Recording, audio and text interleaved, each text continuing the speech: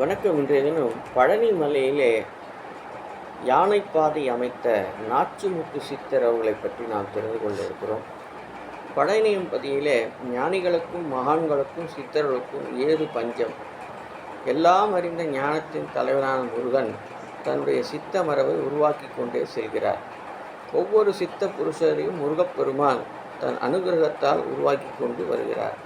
இந்த காலத்திலும் அதுபோல பல சித்தர்கள் இருக்கிறார்கள். அதிலே அருள் திரு பழனி நாச்சிமுத்து சுவாமிகள் என்ற சிவநாராயண தேசிய சுவாமிகள் ஆவார். மிகப்பெரிய செல்வந்தர் குடும்பத்தில் பிறந்தவர் நாச்சிமுத்து. ஜமீன் குடும்பத்தில் பிறந்தவர்களில் சிலர் மகான்களாக உருவாகியுள்ளார்கள் என்பது வரலாறு.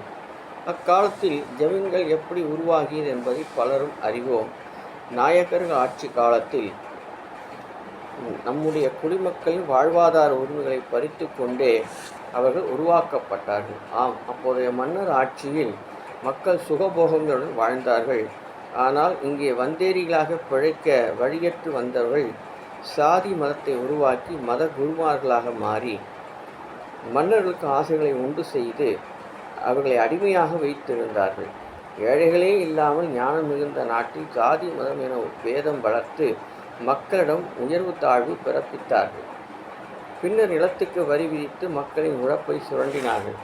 விளைச்சலை அபகரித்து குடிமக்கள் என்ற நிலங்களை அபகரித்து அடிமைப்படுத்தினார்கள். சூழ்ச்சியால் செல்வ செழிப்பில் வாழ்ந்து பல கொடுமைகளை செய்வதற்கு ஜமீன்களை உருவாக்கினார்கள். இன்றும் பல ஜமீன்கள் அழிந்து போனதற்கு அந்த செயல்களே காரணம். சில ஜமீன் குடும்பத்தில் துறவிகளின் ஞானிகளை படைப்பது பிரபஞ்சத்தின் இன்னொரு பணியாகவும் இருந்தது. இதுதான் மறுசுழற்சி நடக்கும் என்பதற்கு எடுத்துக்காட்டு. அப்படி அபகரித்த அந்த உடைமைகளை மக்களுக்கே திரும்பச் செலுத்த வேண்டும் என்பதற்காக முருகப்பெருமான் இப்படி ஒரு திருவிளையாடலை நடத்துகிறார் என்பதே உண்மை. அதுபோன்று ஜமீன் வாரசுகளில் பல மகான்கள் உருவாகியுள்ளார்கள். அதிலே நாச்சிமுத்து சுவாமிகளும் ஒருவர் ஆவார். மக்களுக்காக மக்கள் நலனுக்காக தொண்டு செய்பவர்களே சித்த புருஷர்கள் என்பதை இவர்கள் உணர வேண்டும். பரிகார பஜனைகள் ஓமம் என்று சொல்லி கோவிலில் சுற்ற சொல்லி ஏமாற்றும் திருடர்கள் அல்ல. நாம் கோயில்கள் பெயரில் மதங்கள், அதனால் பூஜைகள், அதனால் பேத பாகுபாடுகள், அதனால் சாதியின் பெயரில் தர்மச்சாலைகள், சாதியின் பெயரில் மடங்களை கட்டும் முட்டாள்கள் அக்காலத்தில் அதிகமாக இருந்தார்கள். இப்போதாவது மக்கள் திருந்த வேண்டும். சித்தாந்தம் ஒன்று சித்தர்களை வழங்க வேண்டும். ஏனெனில் ஜாதி பேதமற்றவர்களையே ஞானிகளாக மான்களாக மாற்றுகிறார்கள். அதுவே சித்தாந்தம். அப்படி நாச்சிமுத்து சுவாமிகள் இளம் வயதிலேயே குடும்பத்தை விட்டு வெளியில் வந்தவர். சாதி சமயம் சார்ந்தவர்களை அருகில் சேர்க்கவில்லை. மக்களிடம் எந்தவித பேதமின்றி அருள் தொண்டுகள் செய்தார். அதனால் சுவாமிகளின் புகழ் 18ஆம் நூற்றாண்டில் பரவி இருந்தது. அப்போது பல ஞானிகள் பழனியம்பதியிலே வாழ்ந்து வந்தார்கள். அந்த ஞானிகள் மத்தியில் பழனிமலை அடிவாரத்தில் தவமிருந்தார் சுவாமிகள். அங்கு ஒரு பெரிய மடத்தை உருவாக்கினார். கையில் இருந்த செல்வங்களை கொண்டு பழனிமலையில் யானை பாதையை உருவாக்கினார். சுவாமிகளின் அருள்முகத்தை காண்பதற்காக பல்லாயிரக்கணக்கான மக்கள் நாடி வந்தார்கள். தவசீலர்கள் ஞானியர்கள் சுவாமிகளை தேடி வந்து உபதேசம் பெற்றுக்கொண்டார்கள். முருக பக்தர்கள் எப்போதும் கருணை மிக்கவர்களாக இருப்பார்கள். தமிழக கடவுளாக விளங்கும் முருகப்பெருமானை தன் பக்தர்களை காப்பாற்றி வழிநடத்துவது பல மகான்களின் வாழ்க்கையில் நடந்துள்ளது. எண்ணிலடங்காத சித்தர்களை உருவாக்கும் ஞானிகள் அருளாலே பல ஞானிகள் உருவாகியுள்ளது. இந்த நிலையில் நாச்சிமுத்து சுவாமியுடன் ஒரு விலை உயர்ந்த கோமேதக கல் இருந்தது. அந்த கல்லை வைத்து பழனி முருகனுக்கு தங்க மயில் வாகனம் செய்ய எண்ணினார். அதில் இருந்த கோமேதகம் கல்லை பதிக்க வேண்டிய எண்ணமும் இருந்தது. ஆனால் அதுக்கு மற்றொரு கோமேதக கல்லும் தேவைப்பட்டது. அது அபூர்வமான கல், கிடைப்பது அரிது.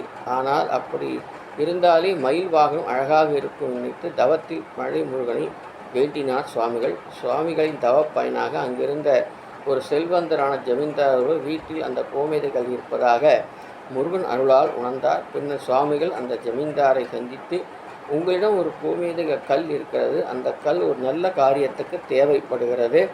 என்னிடம் நீங்கள் சொல்கின்ற அப்படியான கல் எதுவும் இல்லையே சுவாமி என்றார் ஜமீன். இருப்பினும் ஒரு முறை தேடி பார்த்து வருகிறேன், இருங்கள் என்று சொல்லி சென்றார். சுவாமிகள் சொன்னவாறே நகைப்பெட்டியில் அப்படி ஒரு கல் இருந்தது. அதன் அழகையும் செல்வ மதிப்பும் ஜமீன்தார் மனதில் அதன் மீது கொள்ளை கொண்டார். கொடுப்பதற்கு மனம் தடுமாறினார். சுவாமிகள் ஜமீன்தாரின் என்ன ஓட்டத்தினை முன்பு, நான் ஒரு கோமதி கல் வைத்துள்ளேன், மற்றொன்று முருகனின் தங்கமயில் வாகனத்தில் அமைப்பதற்காக கேட்டேன்.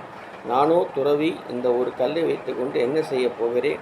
இந்த கல்லை நீங்களே வைத்துக் கொள்ளுங்கள் என்று ஜமீனிடம் கொடுத்தார். உடனே ஜமீன் மனத்தெளிவு அடைந்தார். சுவாமி, என்னை மன்னியுங்கள், என்ன இந்த கல்லை தந்துவிடுகிறேன். நீங்கள் முருகனுக்கு செய்யும் தொண்டில் இதுவும் சேரட்டும் என்று பணிந்து தந்தார். பின்னர் அதனை பெற்றுக்கொண்ட சுவாமிகள் முருகனுக்கு அழகிய தங்க மயில் வாகனம் செய்வித்து திருக்கோயிலுக்கு அர்ப்பணம் செய்தார்கள். ஞானத்தால் உயர்ந்த சுவாமிகள் தன்னை அண்டியவர்களின் கொடும்பிணிகளை நீக்கி அருள் புரிந்தார்கள். நல்ல மெய்ப்பொருளை விளங்கினார்கள். தம்முடைய ஆன்மா இறை அடையும் நேரத்தை உணர்ந்த சுவாமிகள் இந்த ஸ்தூலமான உடல் ஜீவமுக்தி அடைவதை அறியும் இடத்தையும் உணர்ந்து, ராமாயண சாவடி என்ற இடத்தில் என் ஆன்மா இறையோடு இரண்டர கலந்துவிடும் என்று சில அன்பர்களை அழைத்து சொன்னார். நான் நெட்டையில் இருக்கும்போது இறையோடு கலந்து விடுவேன் என்றும், இந்த ஸ்தூல மேனியை மதுரை புட்டு சொக்கநாதர் ஆலயம் எதிரே உள்ள ஜீவ அடக்கம் செய்ய சொல்லி குகை செய்விக்கச் சொன்னார். அதன்படி 1909ஆம் ஆண்டு மதுரை மீனாட்சி அம்மன் திருக்கல்யாணம் என்று சுவாமிகள் சமாதி அடைந்தார்கள். சுவாமிகள் சொன்னவாறே சமாதி செய்யப்பட்டது. அவரை வணங்கி சித்தருடைய அருளை பெறுவோம்.